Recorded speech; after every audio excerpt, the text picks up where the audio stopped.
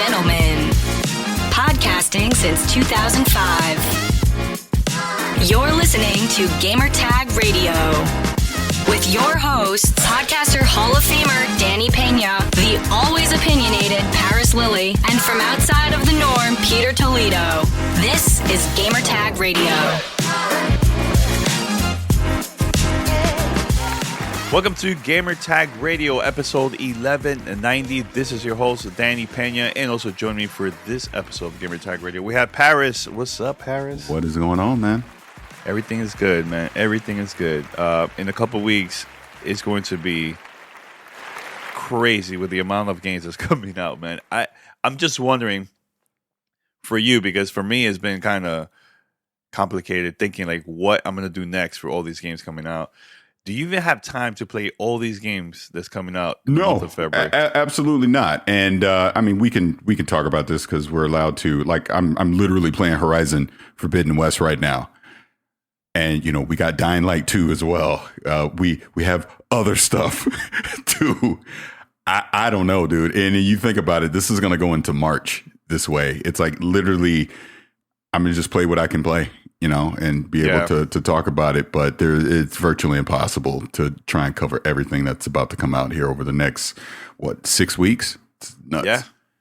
Yeah, because I think it's a couple other games we haven't even talked about that's coming out. Elden Ring, Crossfire X. I'm trying to think of something else. But I'm wondering, is it good now that Sifu. Stalker 2... Oh, well, Sifu is coming out also this month.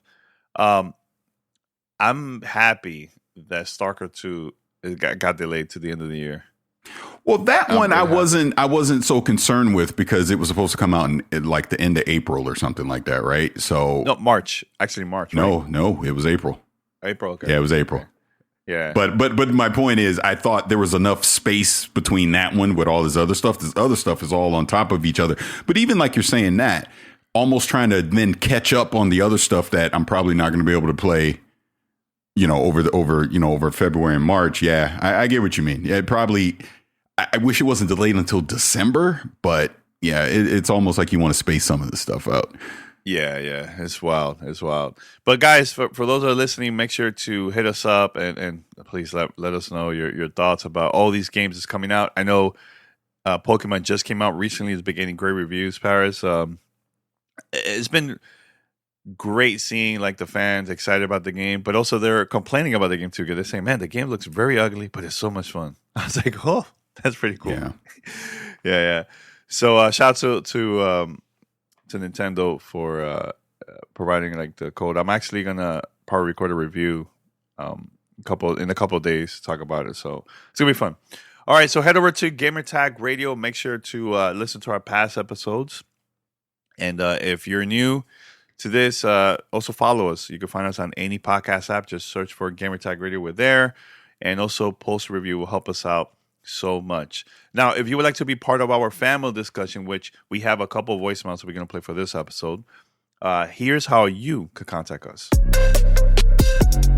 Send us your feedback or questions. Give us a call at 786-273-7GTR. Email us at fanmail@gamertagradio.com or leave a message on speakpipe.com/gamertagradio. All right, Paris, let's talk about this, man. And before I start with this conversation, there's a rumor that there's a new image of a new Cyberpunk 2077, the next-gen version. I don't know if you've seen the cover or not, Paris, but it's been out there, and supposedly that might be coming out very soon. So between February, March, or even April around that time, we might get the new next-gen version of Cyberpunk. Don't know if it's true or not. Just saw it this morning, right before the recording. But I was going to ask you, do you see yourself playing this at all once the next-gen version comes out? Are you good? Are you moving on, or what? Well, again, it comes back down to time. Like if you know we're trying to review other things and play other new titles, I'll eventually jump back in and play it, but it may not necessarily be right away. It honestly just depends what comes with this. I mean, yeah, they're going to do the next gen console upgrades, but is there going to be new content, new things that, you know, gets me to want to go back and do it again?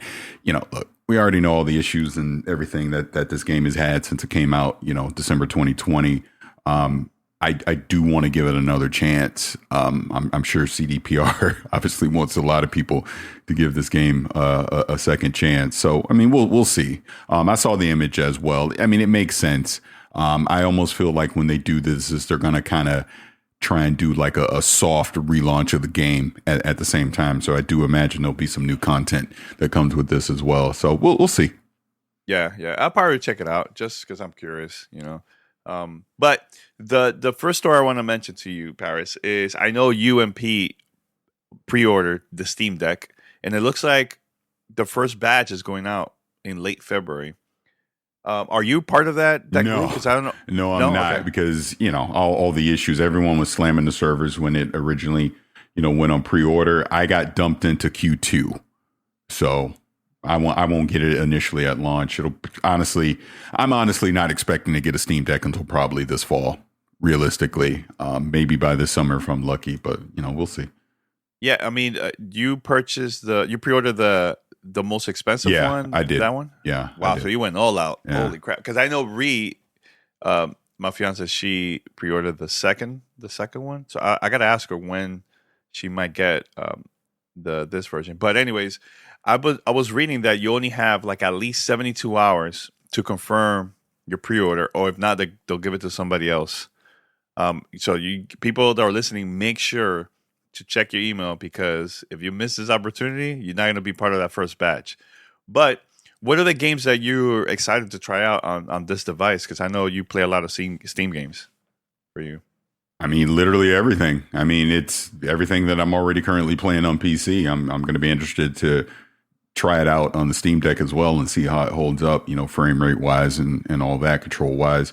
There's a lot of potential with this. Obviously, the fact that they're treating it like a PC, so they're not locking you into just one ecosystem. If you want to put Windows on this thing, you could, right? Obviously, I'm curious to see, the potential of linking in PC Game Pass into this as well, and how that'll work. Obviously, even the cloud streaming options that we'll have between xCloud and GeForce Now as well. So I mean, there's a lot of different things. Like you bring up Cyberpunk, like we're just talking about that is definitely one I want to see how it holds up on the Steam Deck as well.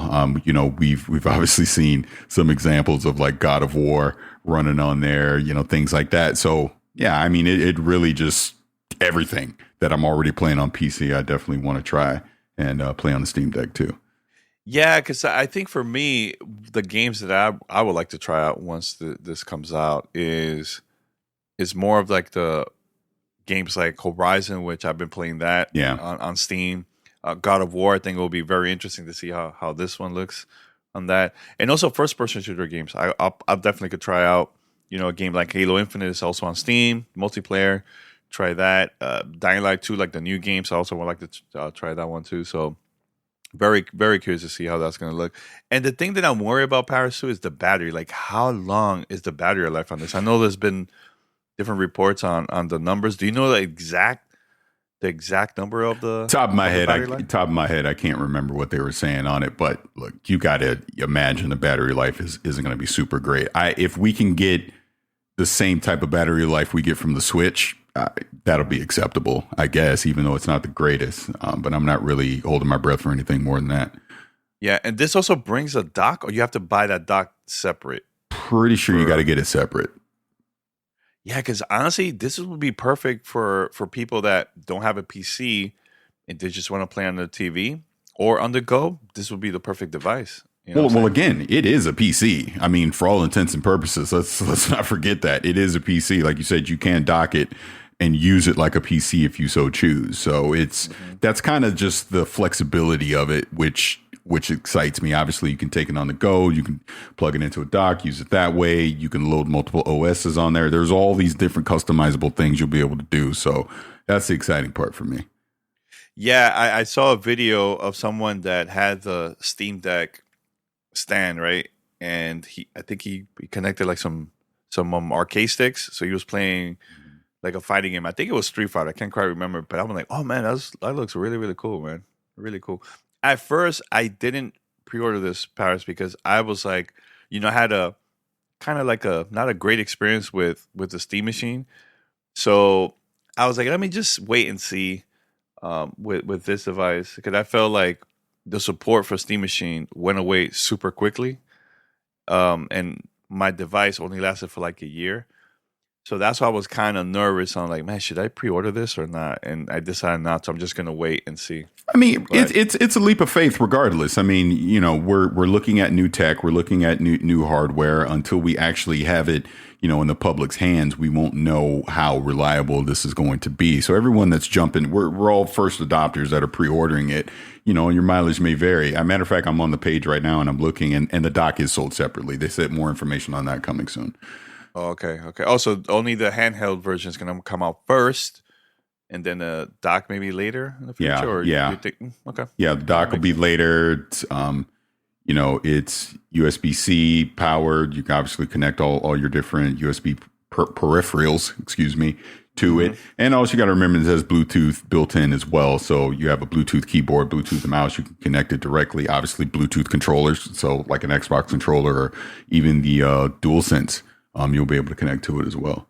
Yeah, they have the Steam controller. That's like the design that it has, right, for this controller, for the handheld.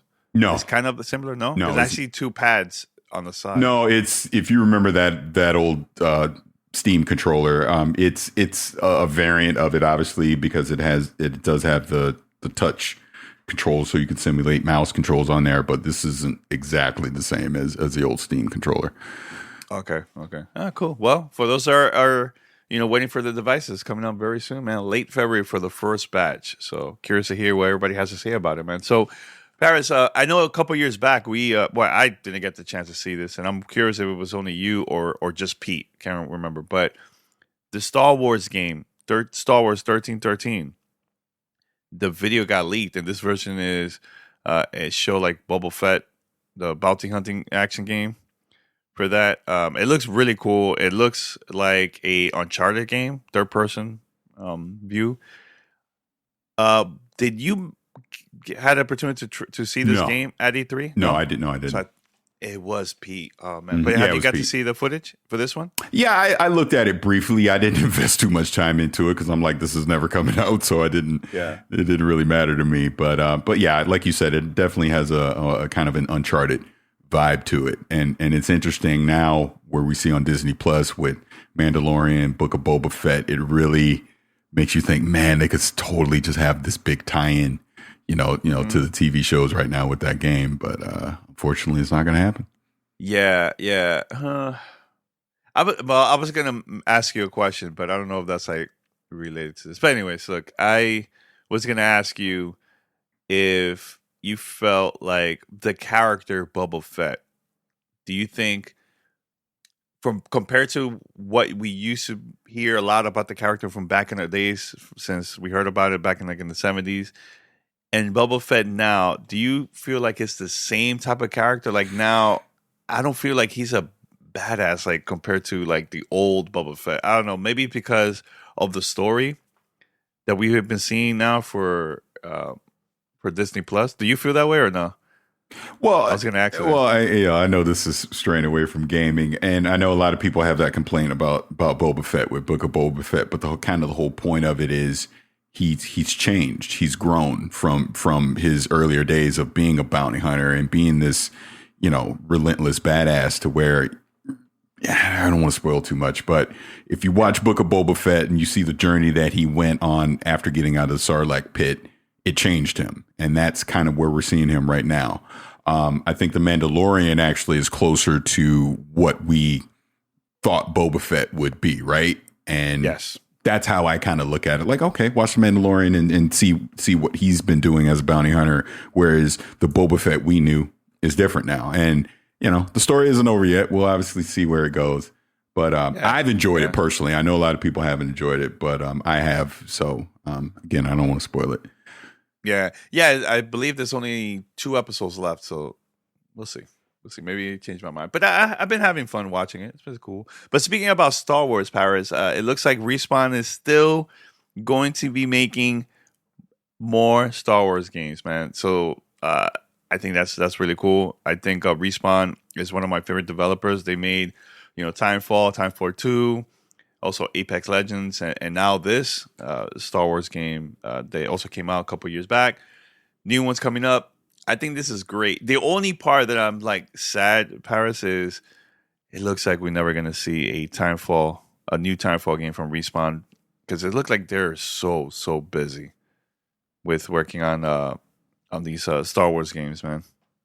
Yeah, and and I put out a little joke tweet when all this news came out with Respawn, and it's just for a second you just got to give appreciation to Respawn and just seeing how much they've grown over the years, and obviously how much trust EA and Disney have in them as a developer, to see them doing multiple Star Wars projects at this point, to see them create Apex, and to see how it's taken off.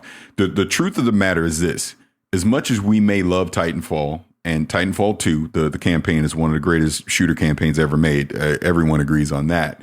The Titanfall series has not been successful. That's just a fact for various reasons, but it just hasn't been. It hasn't been a moneymaker. So would you really invest in that again with a Titanfall 3 when you got Star Wars on the table, you got Apex on the table? They're going to dedicate the resources to that. Do I think Titanfall as a series is dead? No. I just think it's going to be a very long time before they revisit it again, because, the priority right now is on the things that is obviously going to be profitable for them, and that's Star Wars and Apex. Mm-hmm. Yeah, but here's the thing, Paris. The second game of Timefall, dude, that was not the game's fault. That was more. No, but that's why I said various reasons. Yeah. It's very we sure, look, we don't need to get into it here, but we know some backstory on that.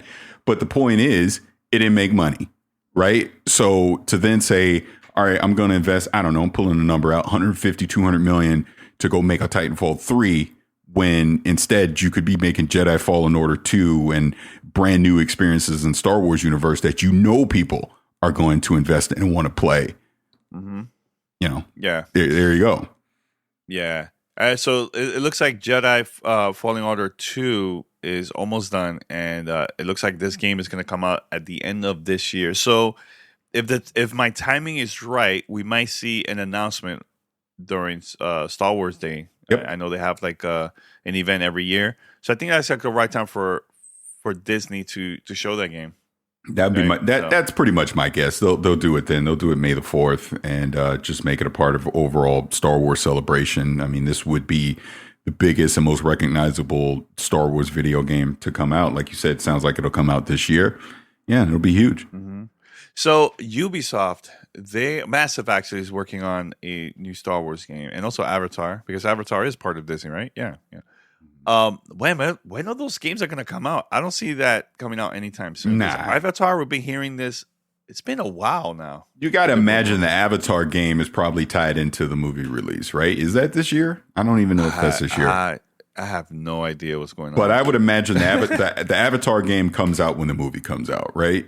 Yeah. That the one that that Julian, that whole Division team is working on, that Star Wars game over at Massive. 2024 if we're lucky. Yeah. It'll be a while. Huh. Yeah.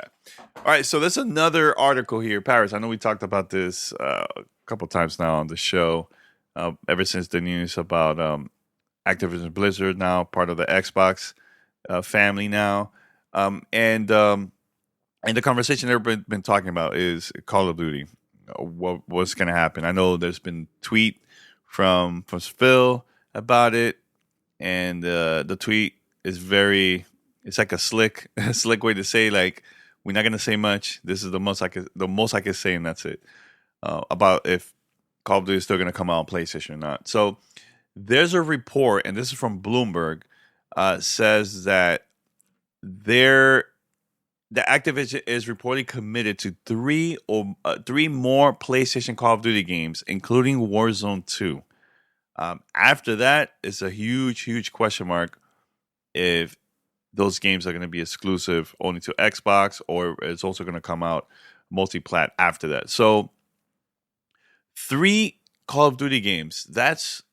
So let's say, is that this year, 2022? So by 2025, Paris, I think that's about it for Call of Duty on PlayStation, man. Is that smart? Do you think the timing is right? I think this makes sense because maybe there has been some contract deals behind the scenes with Activision and PlayStation. What you think? No, I mean, I just kind of go back to what I've originally said when all this news broke, even before Phil put out the tweet that he did and Sony said what they said. They're going to fulfill their contractual obligations. What it sounds like, it's these next 3 Call of Duty games, which will be the 2 annual ones, the one this year and then the one in 2023, and then a next-gen only Warzone. And then after that, all bets are off.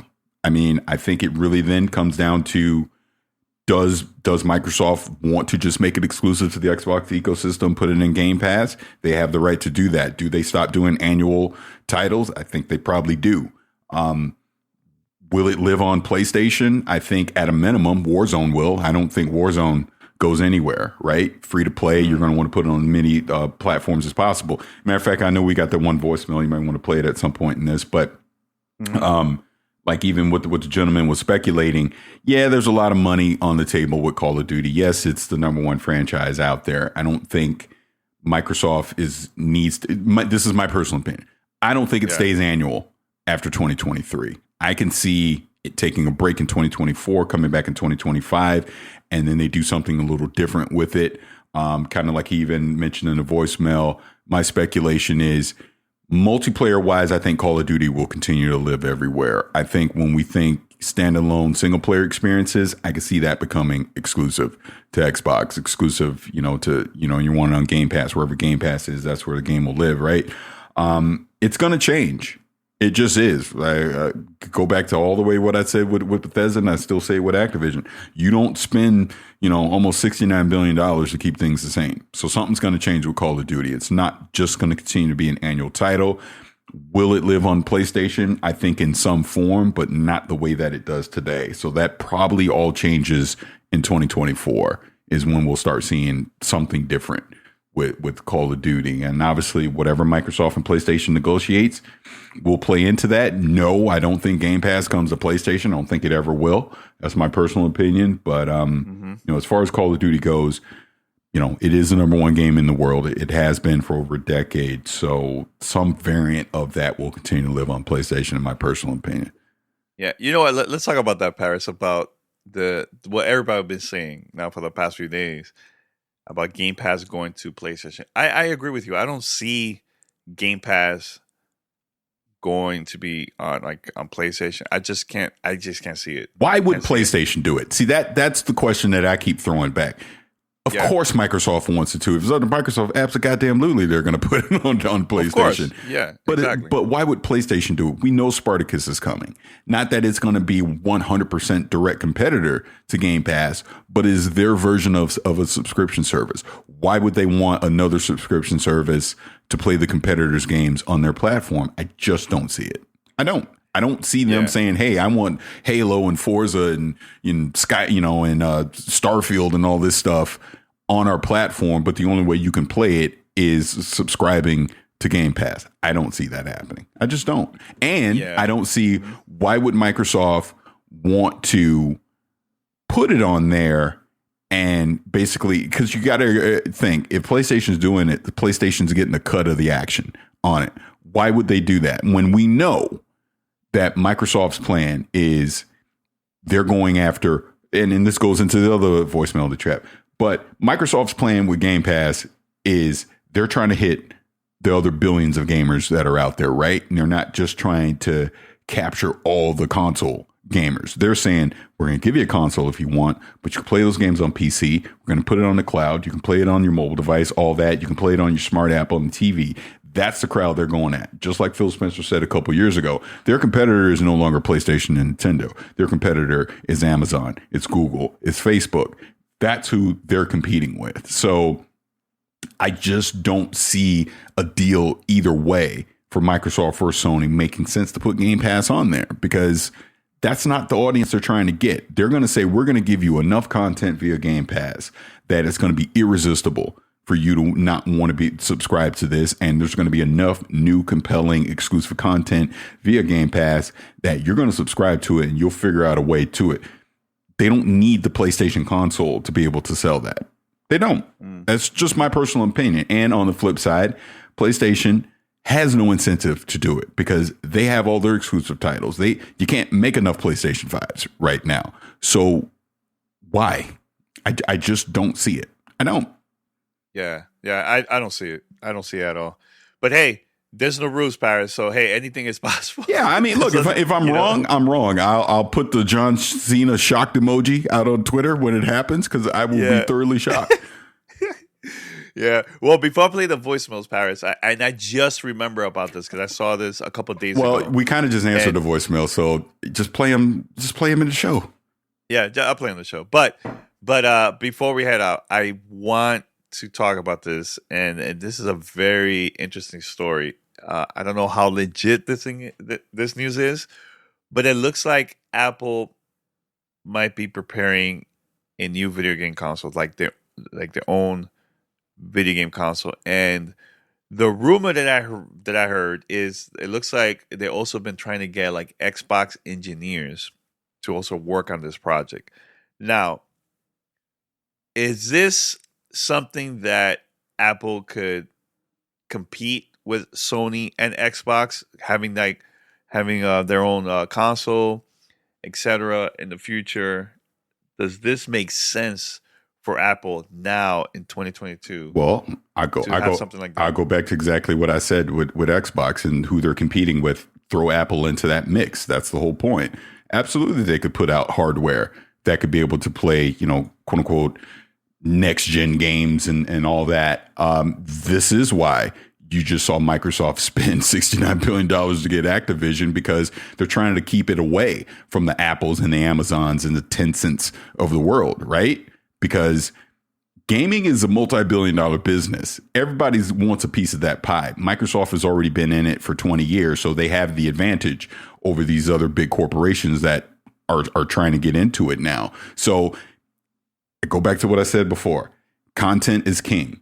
Exclusive content is king. You can apply that to all forms of entertainment. This is why you see with Netflix and Disney Plus and Peacock and all the rest of them, they're investing billions of dollars in original content, because just because you become a subscriber for 1 month, what about month 2? What about month 6, month 9, year 2? They want to keep you every month in that ecosystem and give you compelling things to want to subscribe to. So if Apple were to come into this, yes, you create your own custom hardware to give people a value proposition thing that they could stick under the TV if they're so choose. But then you also have, your quote unquote gaming division where you can play it on the PC. You have some kind of streaming option so you can play it on mobile devices and all that. And you probably have a subscription model tied to it with your own exclusive original content. So what we're going to start to see, whether people like this or not, is Bethesda's already off the table. Activision's already off the table. You're going to start to see the Segas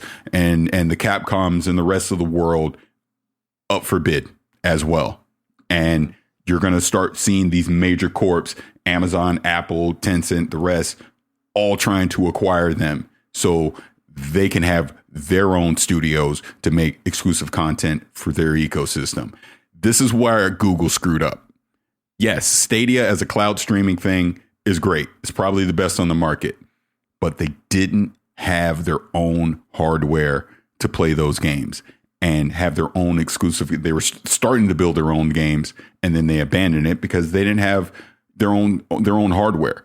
They didn't put those games on PC. What were we arguing for the past couple of years? Why that business model didn't work for Stadia, because it was cloud only. That can be a component of it, but that can't be the only thing that you do.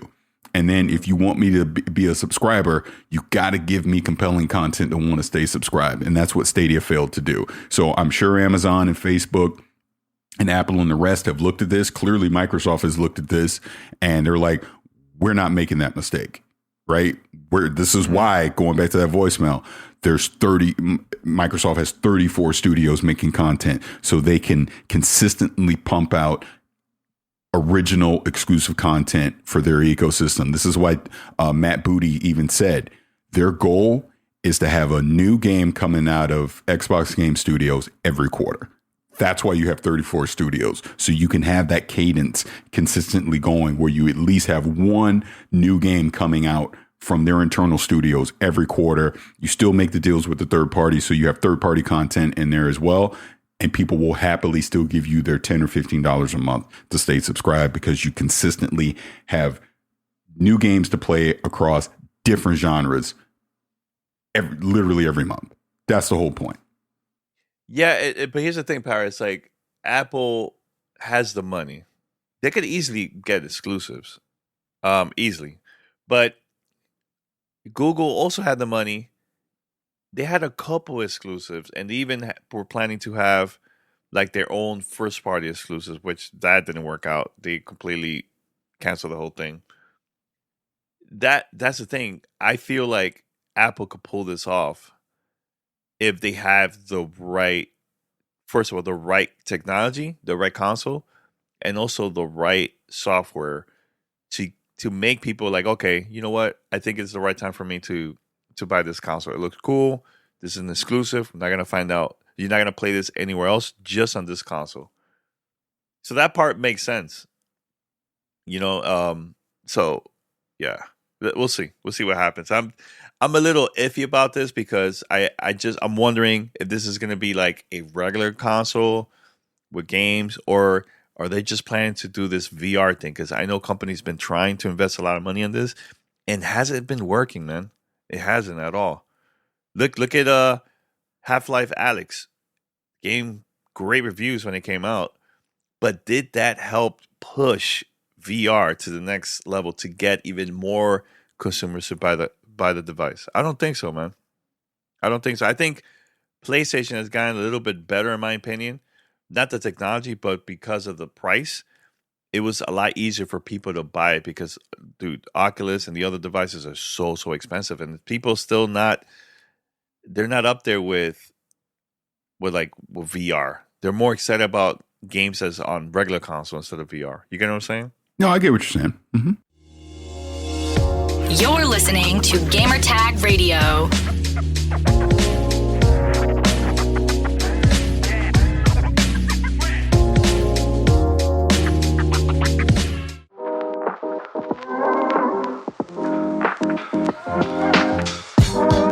This is Gamertag Radio.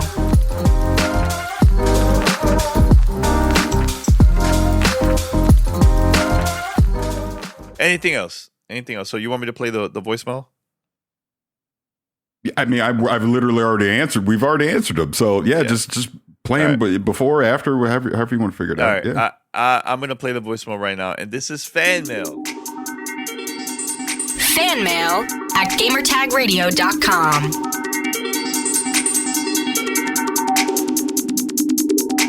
Now, Paris already answered the questions, but I'm going to play the voicemails because you guys already called in, and I just want the audience to also listen to this. So I'm going to play the voicemails, both of them, back to back right now.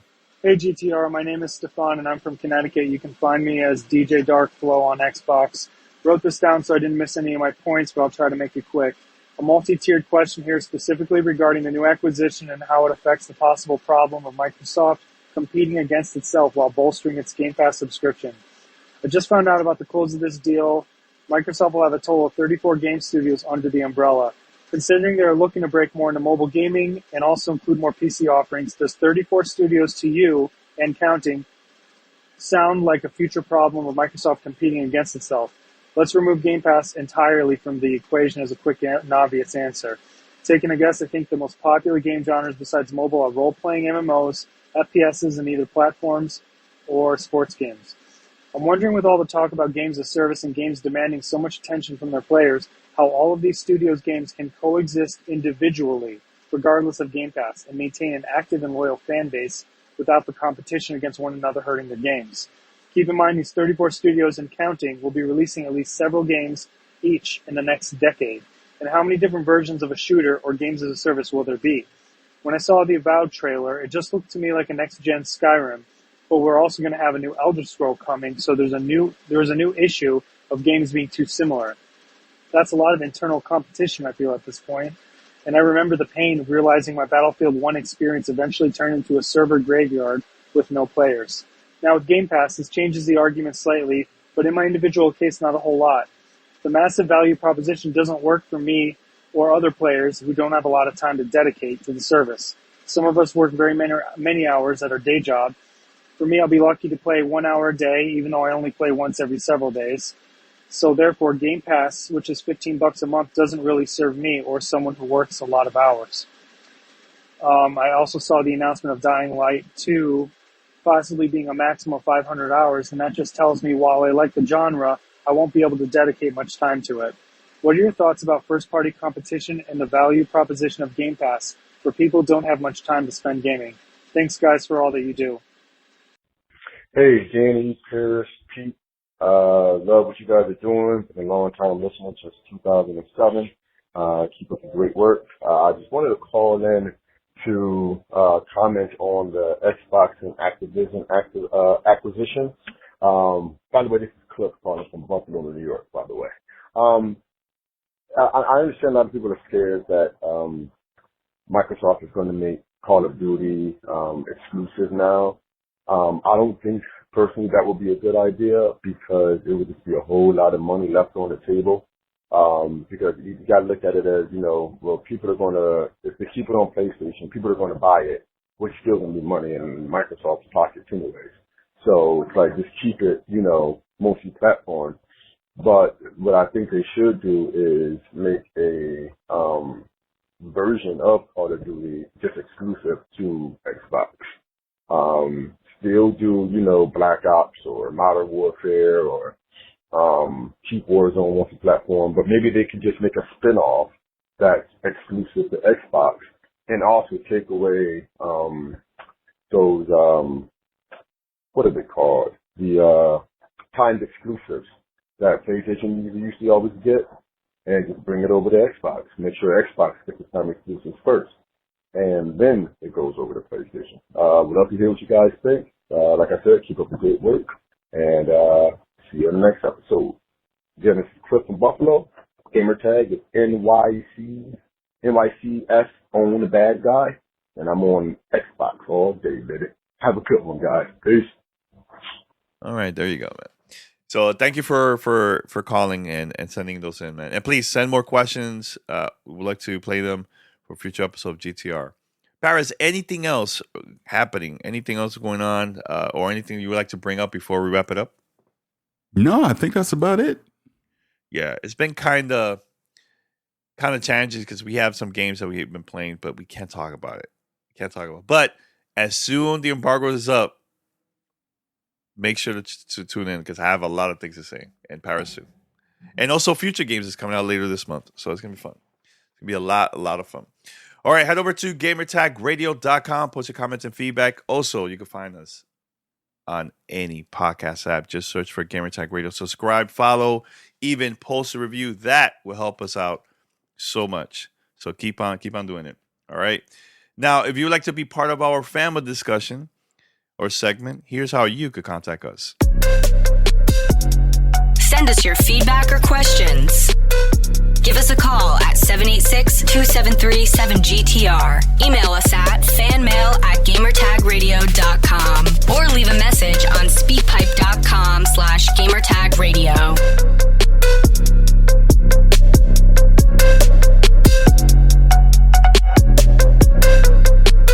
All right, we're going to wrap it up here. Thank you for listening. Gamertag Radio, episode 1190. This is your host, Danny Pena, and also Paris Lily. Until next time, we're out. Peace.